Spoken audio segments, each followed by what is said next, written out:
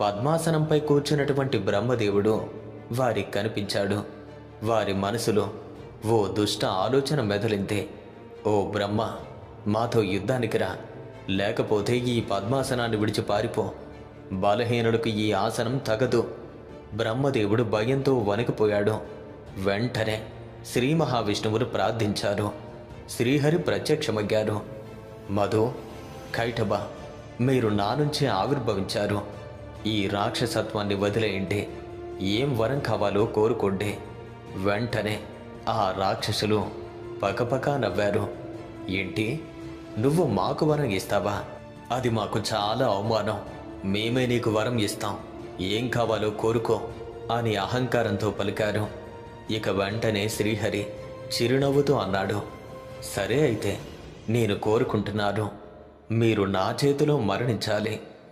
గర్వభంగమైనటువంటి రాక్షసులు యుద్ధానికి సవాలు విసిరారు. అస్త్రాలు లేకుండా కేవలం చేతులతోనూ పిడిగుద్దులతోనూ ఎన్నో సంవత్సరాలు ఘోరమైన యుద్ధం జరిగింది. అప్పుడే అద్భుతం జరిగింది. యుద్ధంలో ఆ రాక్షసులు విష్ణుమూర్తి యొక్క శరీరాన్ని స్పర్శించారు. ఆలోచించండి, విష్ణుమూర్తి యొక్క పాద పద్మాలను దర్శిస్తేనే యక్షులు, దేవతలు, మహాత్ములు తరిస్తారు. మరి అలాంటిది అతని శరీరాన్ని స్పర్శిస్తే ఎంత అనుభూతి కలుగుతుంది? ఒక్కసారిగా మధుకైటబులకు వారి మనసు మారిపోయింది. శరీరాన్ని తాకితేనే ఇంత ఆనందం.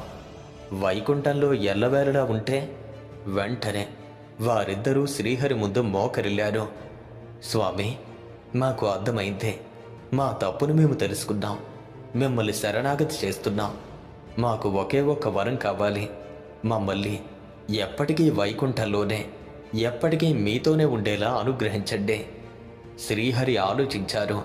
వారిని ప్రధాన ద్వారం నుంచి కాకుండా ప్రత్యేక ద్వారం ద్వారా తీసుకువెళ్ళాలి అనుకున్నారు. వైకుంఠంలో ఉన్నటువంటి ఉత్తర ద్వారాలు తెరిపించారు. ద్వారపాలకులారా, ఈ ద్వారం గుండా వచ్చే వారిని లోనికి అనుమతించండి. ఆనాడు పవిత్రమైన ఏకాదశి పర్వదినం ఉత్తర ద్వారం తెరవగానే మధుకైటబులు శ్రీ మహావిష్ణువులో ఐక్యమయ్యారు.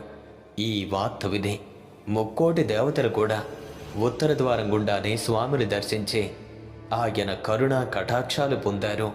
విలీనమవుతూ మధుకైటబులు కోరారు, స్వామి, ఏ భక్తులైతే ఏకాదశి రోజున ఉత్తర ద్వారం గుండా మిమ్మల్ని దర్శిస్తారో వారికి వైకుంఠ ప్రాప్తిని కలిగేలా అనుగ్రహించండి. శ్రీహరి ఆ వరాన్ని